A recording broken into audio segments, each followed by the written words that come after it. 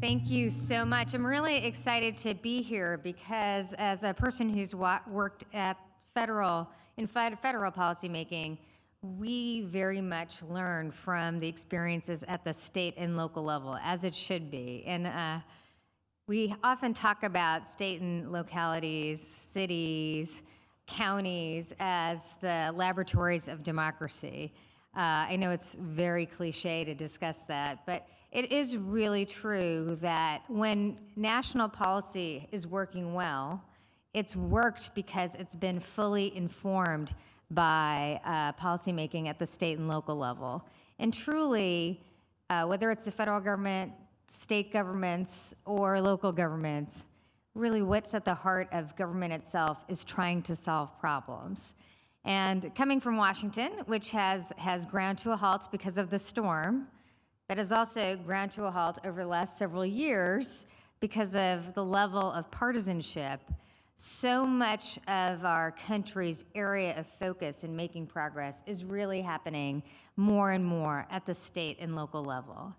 I just wanted to mention, though, that over the last few years, we've seen a kind of innovation at federal policymaking, which is structures at the federal government level that actually push for innovation at the local level, learn from it in order to make public policy at the national level.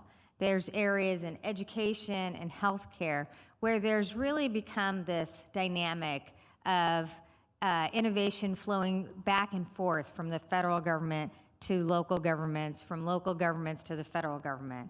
I worked on the Affordable Care Act for many years, and one of the innovations in that structure was really the Centers for Innovation in Medicare. And it's early in the morning, so I will not go into a long discourse on Medicare policy. But the theory really is, what really was with the ACA, we have a problem, which is healthcare costs are rising at a level that we can't really control as a country. It's rising for families, it's rising for business, it's rising for state governments, local governments, counties. So we have this national problem, but we don't actually have the answer as to how to solve it. So we're going to invest in innovation at the local level, give out funds to support innovation for hospitals, counties, states, to figure out how to lower costs. That's been working for the last several years, and we've had great experimentation where we've learned a lot about what really works in payment reform and how hospitals deliver care. And the theory is that once we see real results, that will inform policymaking at the national level. Same thing has taken place in education grants given to allow local educators to innovate using technology, et cetera. And we're seeing great results from that. And truly, we don't want national programs to go national unless we understand that they're truly working all around the country.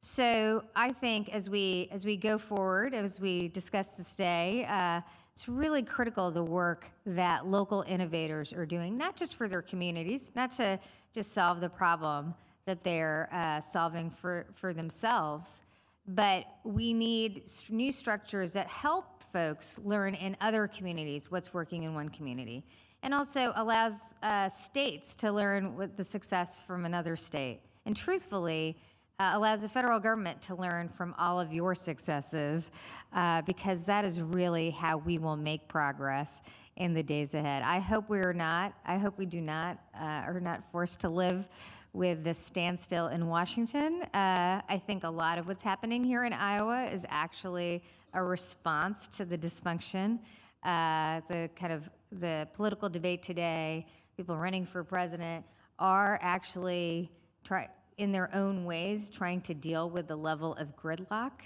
So I hope in one way or the other, this election will actually answer where the country wants to go, and so we have real results going forward. But no matter who's in office, it will really matter what everyone in this room is doing, the successes you have in order for the national government and states and other cities and localities to really succeed. Thank you all very much.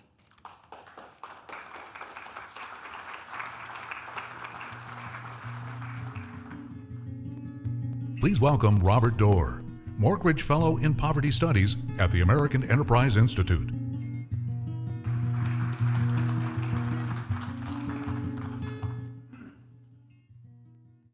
Thank you. It's a great honor and pleasure to be here to celebrate great work at the local level and some of our country's most difficult challenges. Before coming to the American Enterprise Institute, I spent 15 years working in state and local government in New York, both for the state of Governor Pataki and the city for Mayor Bloomberg, in social programs and welfare programs. And I know how important that work is. And it's so nice for me, after 2 years in Washington, to get away from Washington and come to places where government actually is making progress and work. I also have to say that I had a great pleasure of flying down from Minneapolis last night with a bunch of Iowans who were using every means of technology at their disposal to follow the Iowa State basketball game.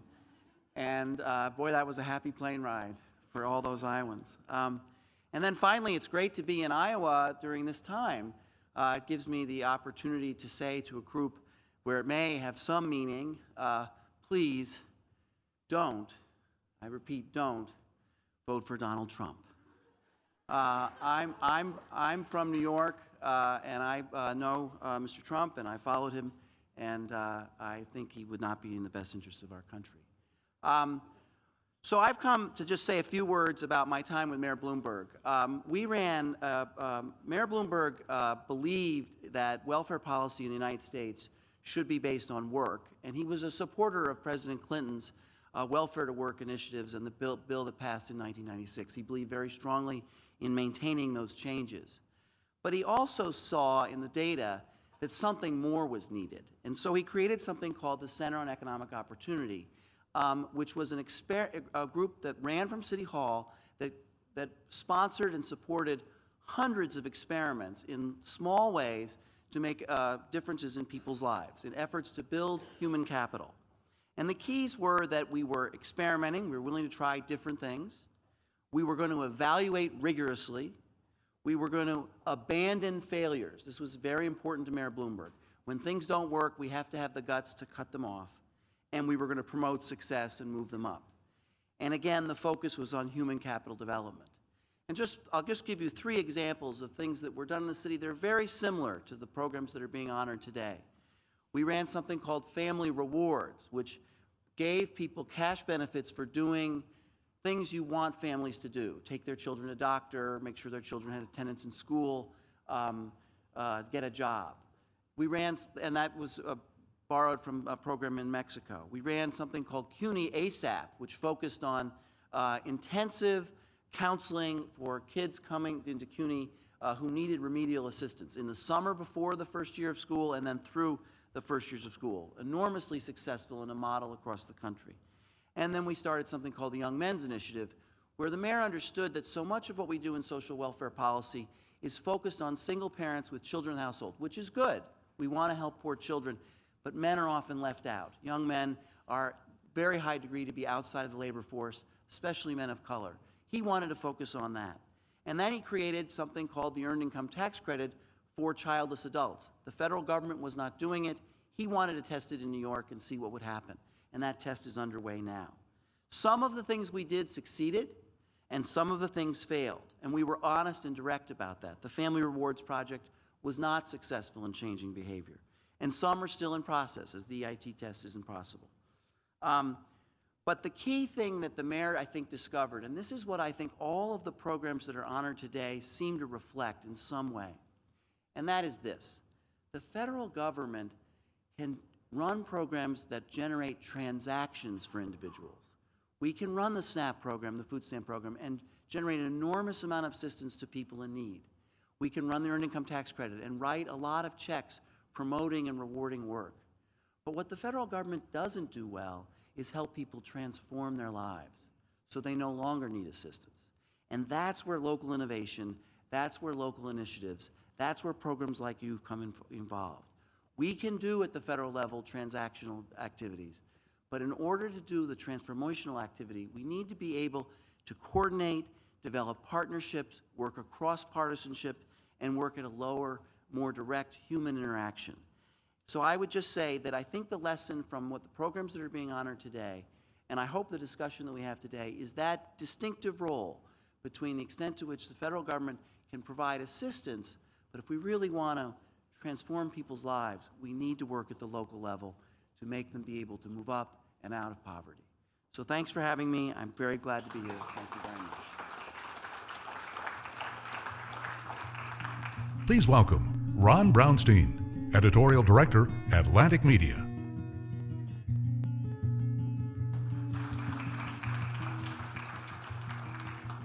Good morning, Neera, Robert. Thank you for joining us.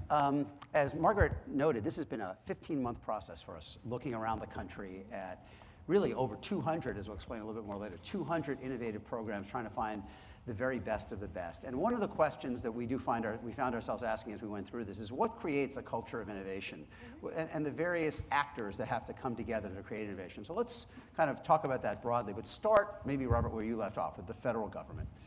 Today, when you look at the big challenges in domestic policy, education, job training, community development, would you say the federal government does more to encourage and enable or to inhibit and block local innovation? Well, I think the federal government does some to encourage innovation. There are various funding programs that have pushed evaluations and evidence-based programs that are out there in the country. And at AEI and other places, we've highlighted them. But they are, in relation to the total investment the federal government makes in programs for poor people, relatively small. The vast majority of spending goes to these programs that are very transactional and are very tied to, again, I'm a former commissioner of social services at both the state and local levels, so I know there's a federal SNAP director, food stamp director, there's a federal TANF director, there's a federal child care director, there's a federal child welfare director, and they're all different. They have different funding streams and different congressional support. And because of that inability to really break through those barriers, I think the federal government doesn't encourage the kind of innovation that it could. Yeah. Yeah, I think the truth is that what we learned that's most successful is really at the local level, figuring out how to actually address the needs of people. If we're talking about low-income folks, you know, a low-income family has multiple needs. The best person who's going to figure that out is going to be at the local level. So I think it's true that there are these big programs that run the funding, but I think you're seeing more and more innovation partnerships between, say, HUD and cities about how cities can help lead transforming those programs at the local level to really meet the needs of families. That's a big important goal for Secretary Castro at HUD.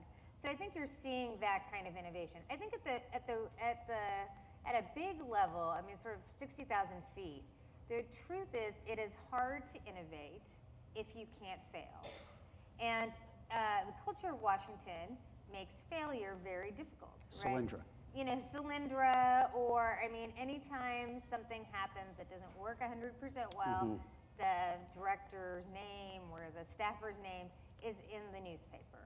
I mean, if you go to Silicon Valley, they'll tell you that you have to be able to do things and not work. Mayor Bloomberg tried things, and, you know, if they didn't work, he stopped funding them, but he didn't see that as a failure on his part. Other people didn't see it as a failure of him to do those things. If they did, it would be hard for him to have that culture.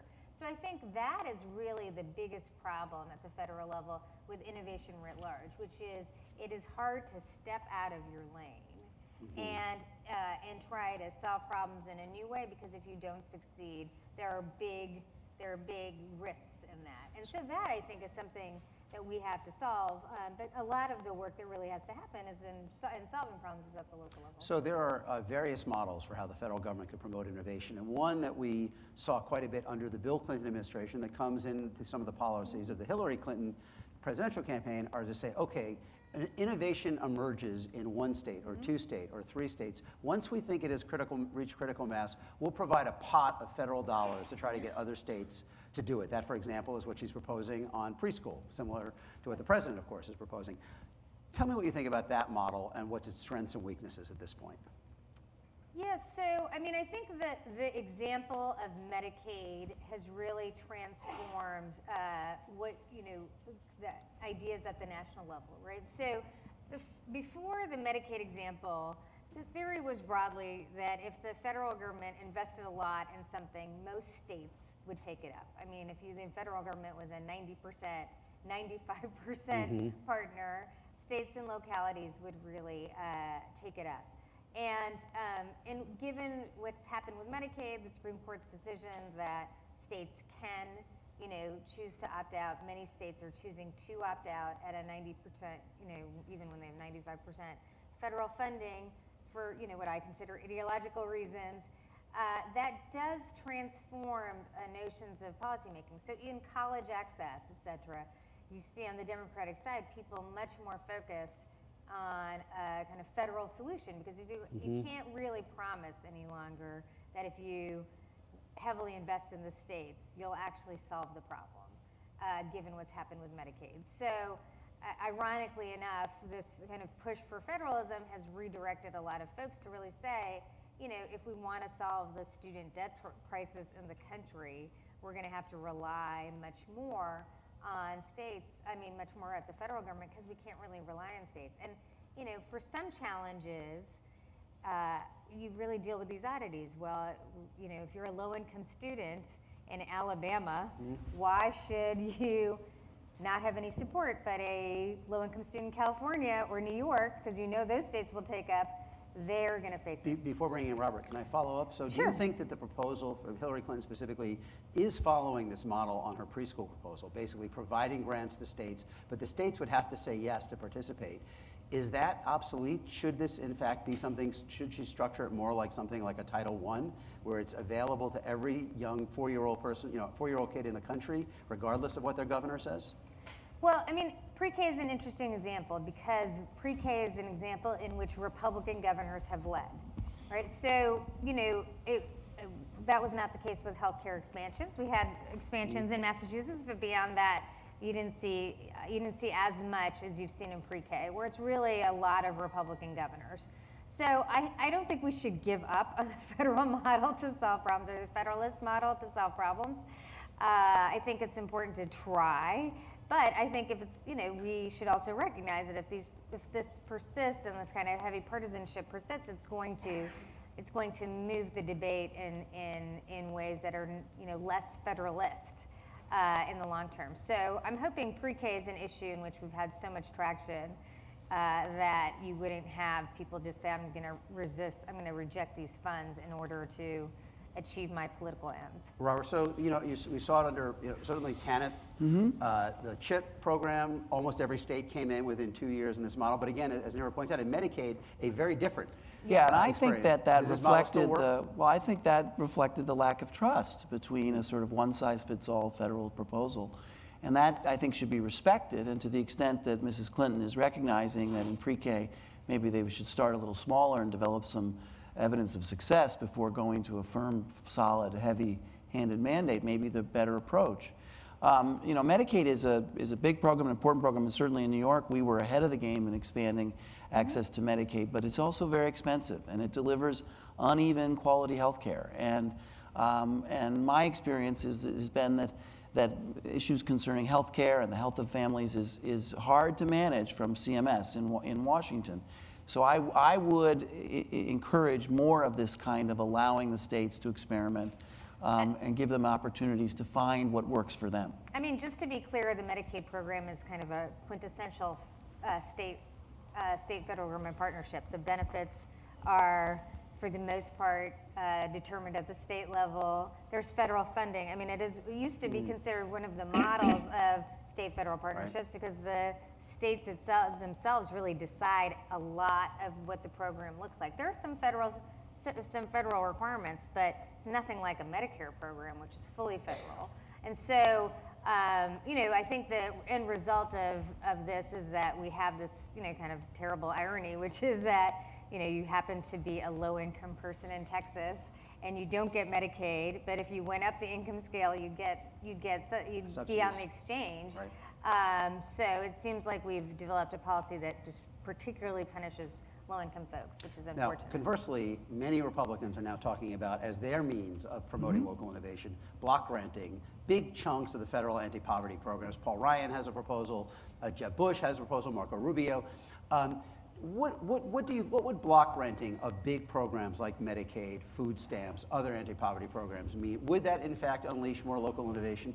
Well, I think it would, but you have to be careful because you have to measure outcomes. My view is that sort of thing, especially with something as large as the SNAP program, the food stamp program, should be tested first with a willing state, a state that's interested, that wants to try it. I was the co-chair of the National Hunger Commission, and we just wrote a report that we published in December. And as we went around the country talking to people about the issue of hunger in their lives and what they were facing and the extent to which that the food stamp program was helpful, we often heard from SNAP recipients who said, it's a good program at getting us an EBT card, it's not so good at helping us get a job. And there is some frustration that there is this large investment of money that isn't helping people earn their own success and find ways to employment. Employment does help people avoid being in a hunger status. And so I think what I've said and what I believe is that if you're going to make that big a change, you should test it first in a few states and see how it goes, which is what happened in the years before the federal welfare legislation passed in 1996. And I'm a state and local guy. I was a commissioner of the state and a commissioner of the city, and you know, I have that kind of resistance to federal oversight. And give me the tools and let me do the job. Before bringing in Neera, as a state and local guy, can you do the same with less under a block grant? Can you deliver the same services with less federal resources, which is what many of the proposals assume? Well, I think Chairman Ryan tried to put into his proposal all sorts of protections against the value of the block grant eroding over time or during difficult economic time. But I have to say the TANF block grant did stay flat, and poverty went down and has pretty much stayed down. It went up a little, but it's pretty much lower. Work rates for a never married mother went up dramatically. And the dollar value is significantly lower now. And New York State is not, even liberal New York State is not coming back to the New York federal government saying we want to change this dramatically. So the amount of money you spend is not necessarily the only way you measure your compassion or your likelihood of success. We've seen that in education, and I think we see it in social policy as well. So is the welfare, the TANF block grant, an argument for block granting other programs? Yeah, I don't think so. I mean, I think the truth is that you know, we have to really disaggregate some of these things. In terms of the TANF block grant, we have it is definitely the case that it has lowered the welfare caseload. It's almost axiomatic that it's lowered the welfare caseload. We do also have instances of people who are, I mean, we have growing numbers of people who are in extreme poverty with no resources because there's no welfare program really for them anymore. And they heavily rely on food stamps because it really is their only means. So, you know, at the end of the day, I think the truth is that we are going to do a lot more at the local level to help someone get a job, right? Because really, that is based on an ecosystem of what are the jobs available, what are the skills you need.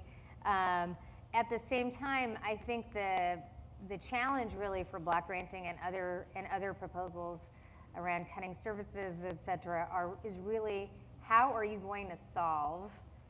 You know, are you providing more or less support to that family at the end of the day? Mm-hmm. And how we deliver those funds, I think, matters a lot less than whether at the end of the day a person is going to have, you know, $100 to buy food for their family or $75 to buy food for their family. The SNAP program is actually a very efficient program in the way it's run. It is true. It is essentially sending dollars to people. That is what it does. It is not a jobs program. I think most people recognize it's not a jobs program. We are seeing now, I think more than in the past, and I've been covering domestic policy since the 80s, certainly more than in the early 90s period that you talked about when you had Tommy Thompson and John Engler on one side and Jim Hunt and Bill Clinton on the other. We are seeing more divergence in the approaches of Republican-leaning and Democratic-leaning states on all sorts of domestic issues. And I'm wondering, I mean, it seems to me that's a dual-edged sword. On the one hand, you do get more policy innovation and experimentation. On the other hand, you get a wider variation in the fundamental services available to what are still, in the end, all American citizens, right? So like something like the Medicaid example of, you know, if you're a poor person in California versus a poor person in Texas. The question is sort of, what is the balance in your mind between allowing states to go different ways versus what are the kind of baselines that we will insist that everybody has access to? Well, one of the things that I used at the state level, because we were a county-administered state, was we did performance measures which we published about each county. And we were very open about it. And we said, County A, similarly sized, similar urban versus rural balance, is doing very well in job placements or in take-up rates for various programs or health outcomes, and another county's not doing well. And I think the federal government could do a much better job of promoting and pushing those comparisons between states and using the authority that does exist in the federal oversight agencies to promote success and criticize failures. So I think you're going to have difference, and I think an important ingredient is that you call attention to that difference and then see what leads from there. So more freedom, but more measurement, basically. Much more measurement, much more outcomes. I'm a big believer in rewards for good outcomes. I think penalties don't work quite as well because it ends up in litigation. But states do pay attention to those messages, and they will react. And the other problem is that you have to have some faith in whatever is the political dynamic in the states. That they have different cultures, different experiences. Neera? Yeah, I mean, I do think we are in, uncharted territory with some of these issues. I mean, just to translate, if the federal government were to have said to folks around the Medicaid program, we really want to ensure that you're covering Medicaid recipients, and we're really going to measure it. I mean, these were irrelevant issues for states. States were deciding, I would argue mostly for political reasons, to kind of repudiate the federal, federal position on these issues or the federal interest. And so, given everything that happened with the stimulus and the kind of just sheer politics of cooperating on any issue, becomes a political problem. I mean, I'll take pre-K as an example. We just, Center for American Progress and Chamber of Commerce came together around pre-K at the federal level. You could bring a bunch of Democratic governors, but it was really hard for even the Chamber of Commerce to get Republican governors who were passing it in their states to come to Washington. Governor Pence in Indiana, he went through this elaborate Medicaid waiver process. He finally got an agreement. Then they've gone forward with the Medicaid expansion, but on their terms that involved both. So the point is that there is tension between the federal oversight and the states, and if the states aren't feeling comfortable getting the kind of program that they want, I think it's a little harsh to say that the only reason they chose not to do it was political. I mean, they made a decision about what's in the best interest of the care for their fiscal situation. The cost of Medicaid, one of the things we haven't mentioned is the enormous imbalance in social welfare policy between Medicaid and all these other programs. In New York City, the annual expense when I was there was $30 billion in federal, state, and local. Food stamps was $2 billion. Cash welfare was less than $1 billion. Child care was less than $1 billion. 30 billion versus 2. I mean, that shows the enormous size of the healthcare and the power of the healthcare provider world, which is just drawing every spare dollar. The idea that a state would say, I'm not so happy with the health outcomes in Medicaid, and I'm certainly not comfortable with the costs. Maybe I want to do this a little differently. It doesn't seem to me to be completely irrational.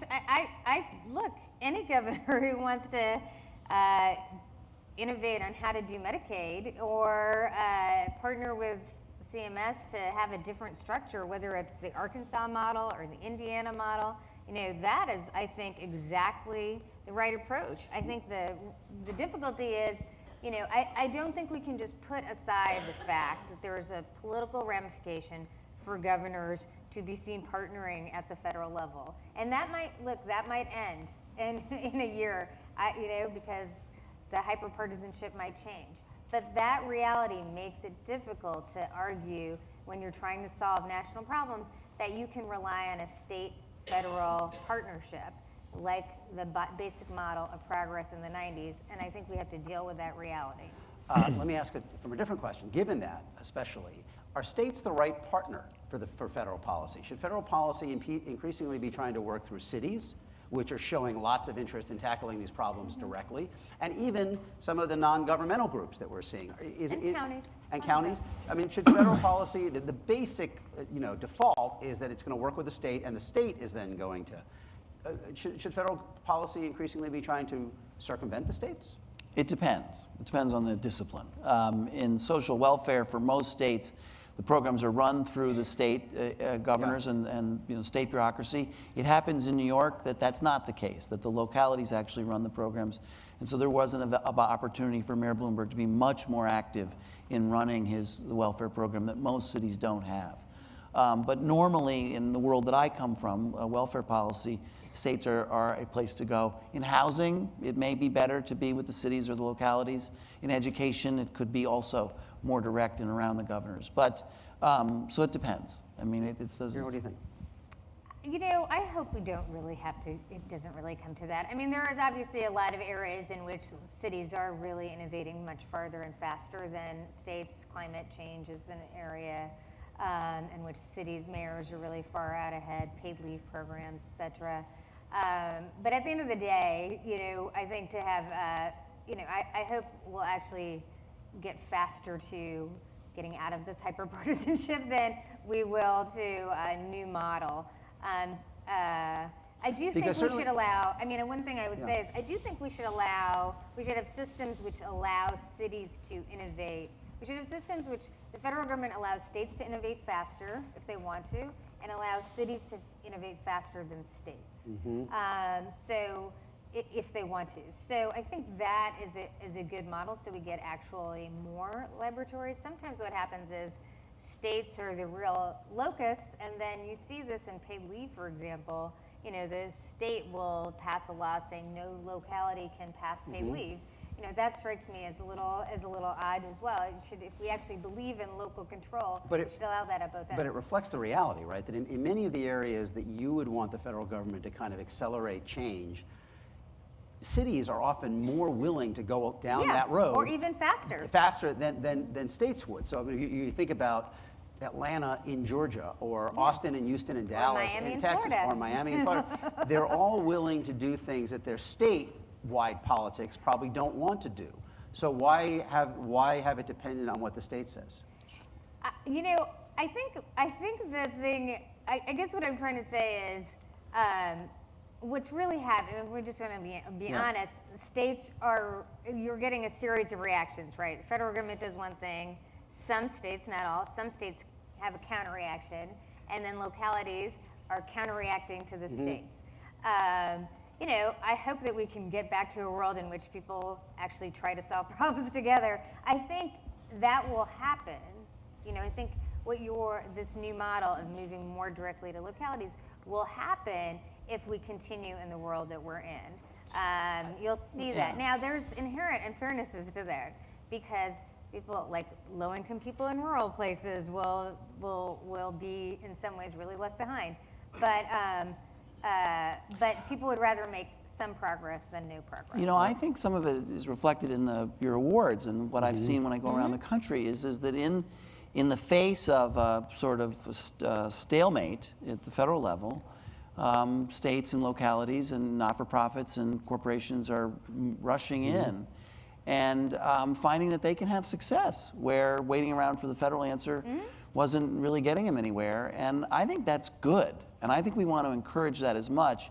And again, to the extent that we sort of resolve whatever problems are in Washington and come back with a very heavy federal presence, that can crowd out that local innovation and make it so it's not necessary. And what I found, what I believe in my heart, is that you really don't make significant changes in a community or unless the local community's bought in and participating. And if it's all being handled by the federal government, there's an absence of that desire and that commitment. Are there things that, from your experience working in New York, are there things that community groups can do that even local governments cannot? And what are some of the ways that we might rely more on community groups to deliver services? Well, they can become much more involved in the sort of personal transformation of the individual, sometimes through faith-based organizations as well. They have a much greater ability to connect with the person where he is or where she is and help them sort of move forward. No doubt about it.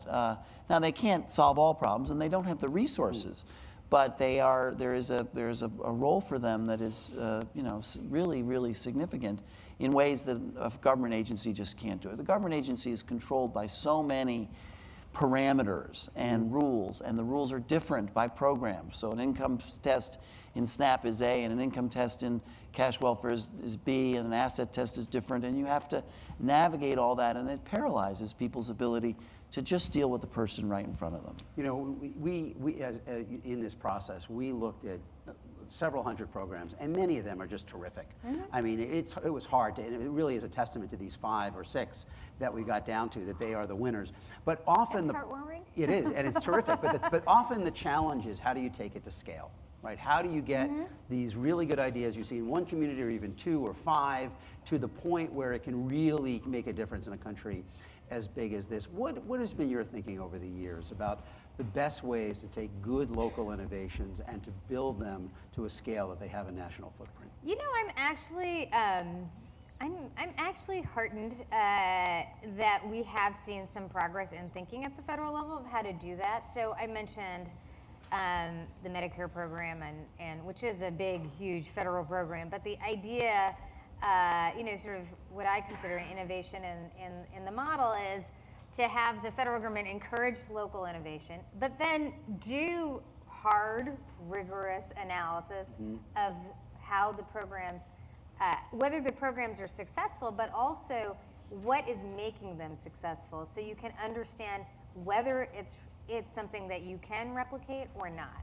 Because sometimes you have innovations because there's a unique blend of you know, private sector, public sector coming together to solve a problem. And you can't just replicate that everywhere.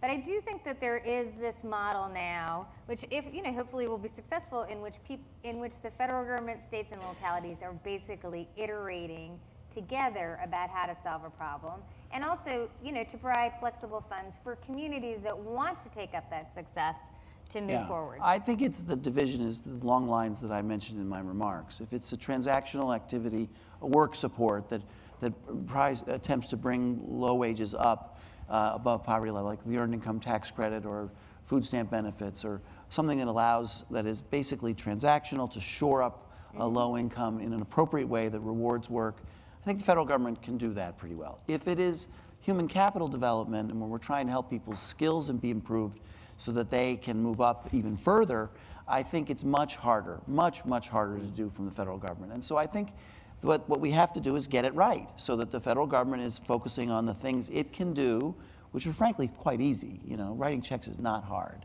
And then, but do it in an appropriate way that appropriately incentivizes employment, in my opinion. And then let states and localities develop these human capital development.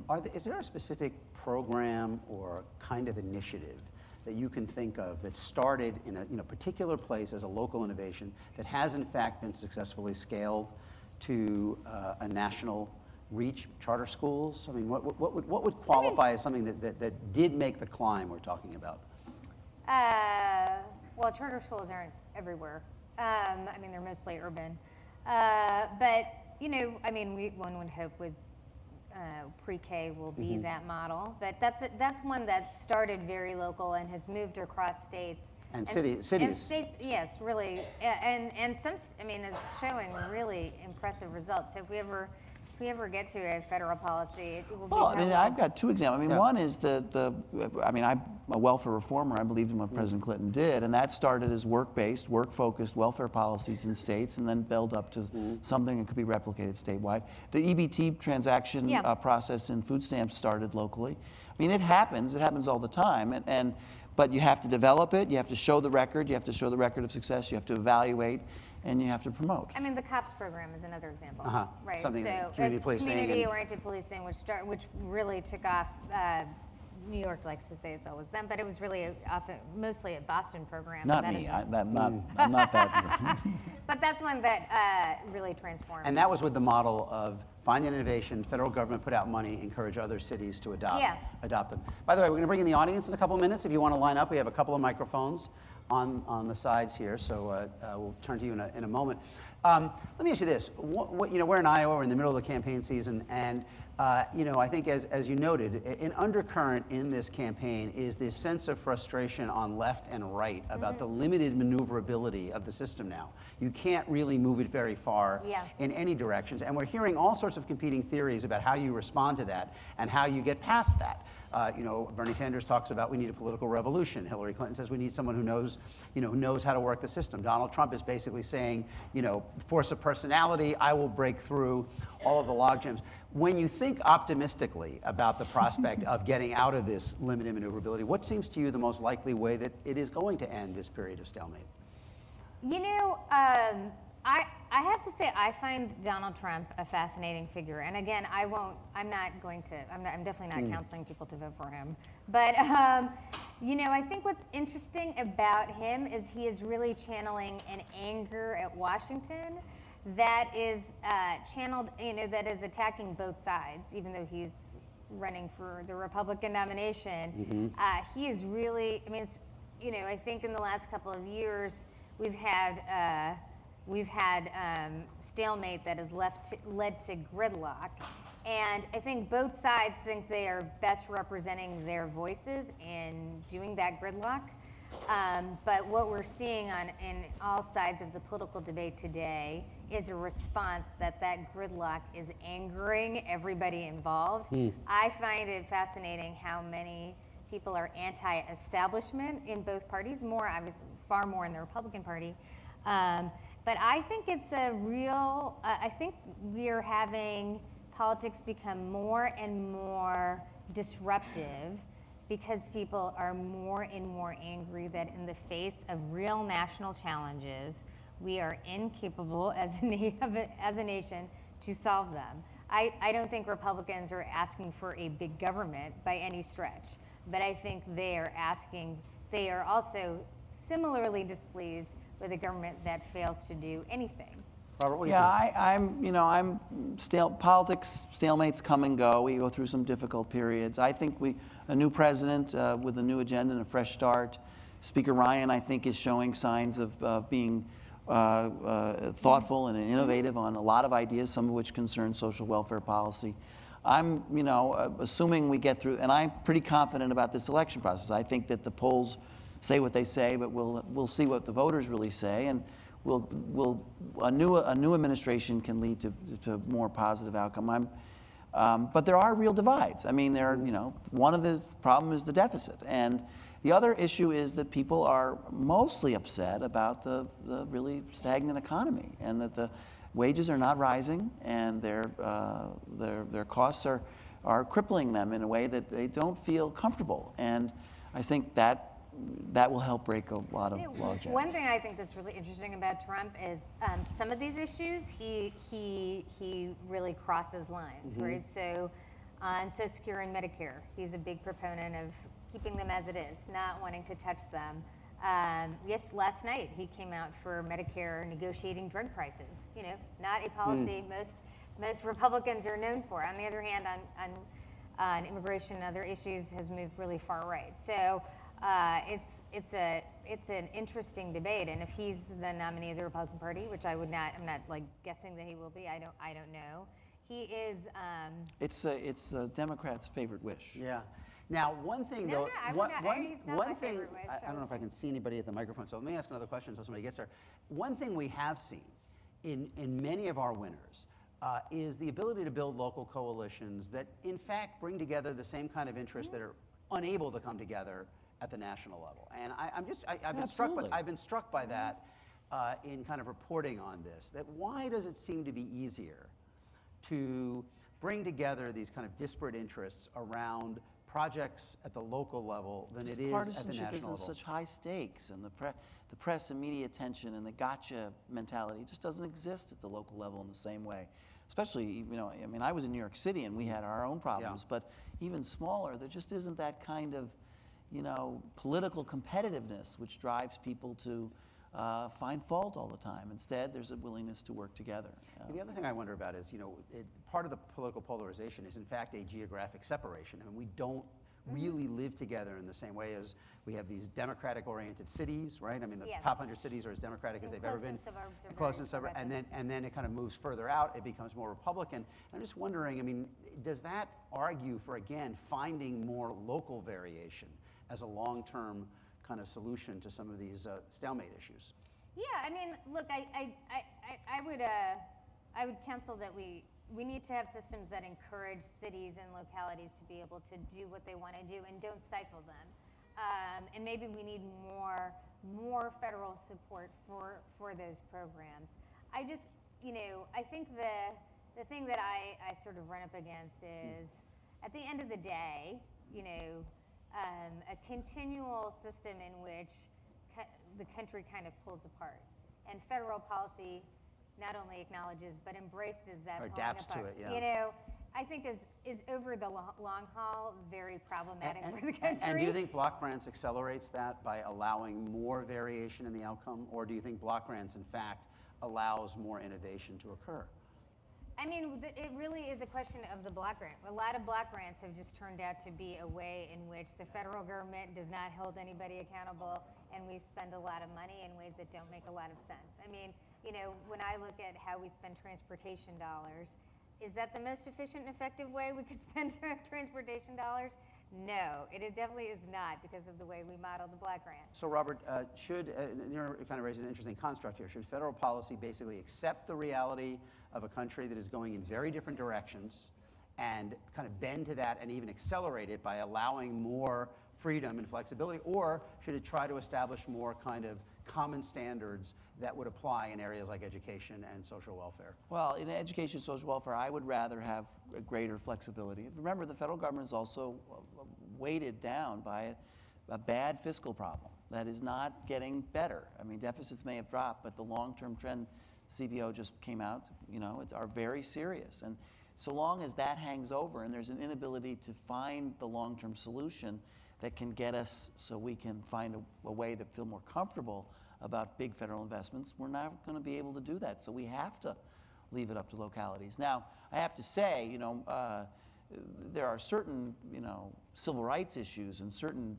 requirements that the federal government has to play a very strong role in, that is longstanding and always has to be there. But on these issues that don't come to that level of significance, the only solution is to let cities and states move forward with innovation. I mean, I have to say, one of the things that I find most fascinating about the current political debate is how nobody seems to care about the deficit.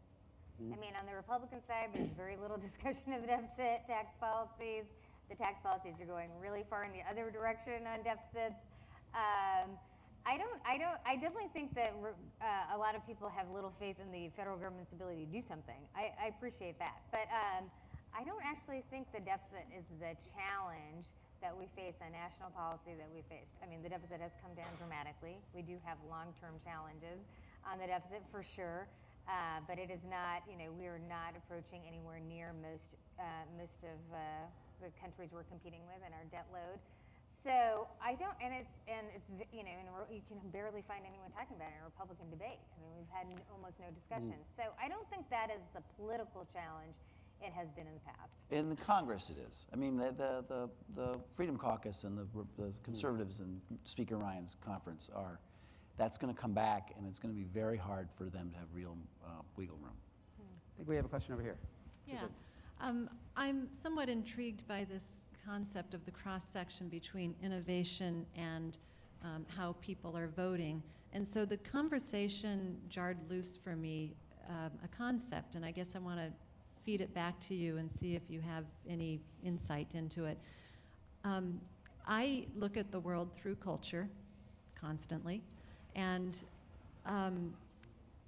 so as I look at the concept of innovation, creativity, taking risk, and I'm very comfortable with risk. I tend to be cautious in proceeding with my decisions, but I love seeing what happens when things go wrong. But as I look at people in different kinds of jobs that are much more risk averse, it makes sense to me now that their tolerance level for Washington to experiment and make mistakes is very slight.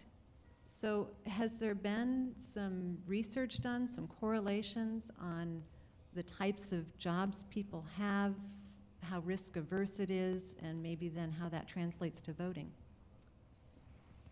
Go ahead. So I'm not going to completely answer your question. I just want to be clear. I just want to clarify my point about this.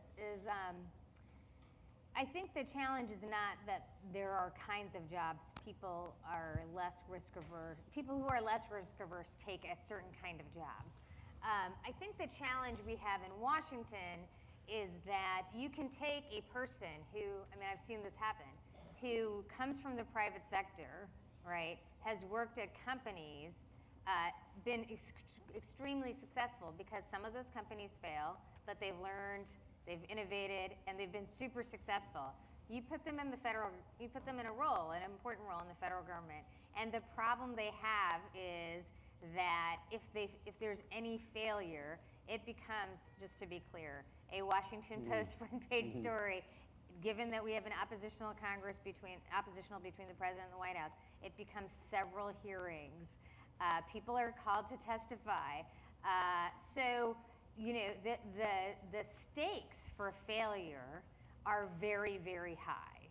So I don't think it's that people are just, and the person who could take a lot of risks in the private sector has a problem going into the federal government and doing the same thing, because when you do it at the federal level, you will get huge punishment. Cylinder is actually a perfect example. I do. Because the relationship in government is also the distance between the decision maker in a federal agency and the president has gotten so much farther. I mean, my father worked in the Civil Rights Division in the 1960s, and he used to say the line to the president was straight and clear, from me to Burke Marshall to Robert Kennedy to the president. And he was the Assistant Attorney General in charge of civil rights. So that leads to people being able to feel comfortable that they can make decisions and make improvements in people's lives.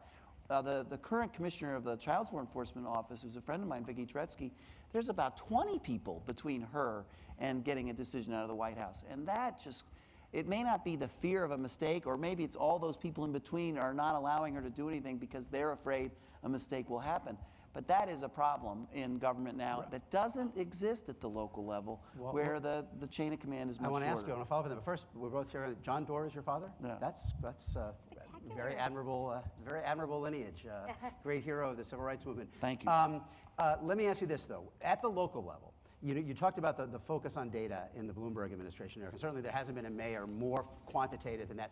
What did you do when the data said something didn't work? How difficult was it to say publicly it didn't work? The mayor said, this is going to prove that I can shut a program down, and he closed it down. He did. What was an example? The family rewards. We had a big press about this idea of rewarding good behavior, but paying families who take their kids to the doctor regularly, get their kids to school, and there was a reward for better performance in school. And the study came back from MDRC, and it didn't really lead to outcomes for the control group versus the group that was treatment, and we closed it down, and he acknowledged that. There was another one on Rikers Island. We did this. The mayor was very excited about an effort to help kids with psychological counseling who were in Rikers Island, and it was a failure, and he closed it down. Now, the mayor can do that because he's Mayor Bloomberg, and he's a billionaire, and his third term was ending, and he wasn't going to be around. But that's what he did. Yeah, I mean, I think that's just a perfect example of the problem at the federal level. Because if you had a program that President Obama championed and said would do these great things, and then it utterly failed, the response from Washington would not be, oh, look, good management. It's good that we're learning from failure. It would be, you're a failure. And so I think that is the big difference. All right, real quick, we're out of time, but to what extent do you believe empowering and encouraging local innovation can be a point of convergence between the parties after 2016? Or is their approach to doing it different enough? Hopeful. You are? Yeah, I am very too. hopeful. I think that's one thing we can agree on, because, and I think there are examples of it in Congress. The Innovation Fund did get through this year. There was more dollars put toward these kinds of efforts. That's something we can agree on, and I think that'll make a difference too. A hopeful note for the end. Would you join me in thanking Neera Tanden and Robert Doar? Thank you. That was great. Thanks. Great to Wow, see you. that was your dad. We're both like.